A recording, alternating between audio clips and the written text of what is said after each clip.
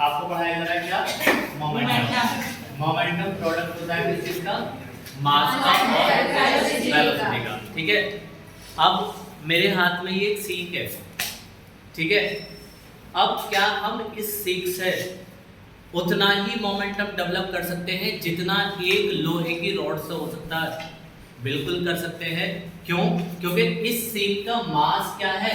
बहुत ज़्यादा कम है, लेकिन अगर हम इसकी वेलोसिटी को बहुत ज़्यादा बढ़ा देते हैं तो मोमेंटम हम उतना ही डेवलप कर सकते हैं। समझ गए? जब जैसे माना तुमने देखा है, एक बार देखना था कैमरे में, अगर आवाज आ जाए, वहीं पीछे रहे आप। ठीक है, क्यों? अब इसमें क्या बात हुई? ये आवाज आने का एक अलग फैक्टर है, क्योंकि इसका एरिया कम है तो प्रेशर क्या हो गया इसका? बहुत ज्यादा हो गया, जिससे कि एयर की लेयर्स को ये बहुत ज्यादा काट रही है, जिसकी वजह से यहाँ पर साउंड डेवलप हो रही है। तो यहाँ पर इसका एरिया कम है, अगर माना किसी के ये लग जाती है सीख या कोई सीख इसके मार देता है तो बहुत ज्यादा हमें हार्ट होगा। क्यों? क्योंकि एरिया कम है तो प्रेशर ज्यादा होगा।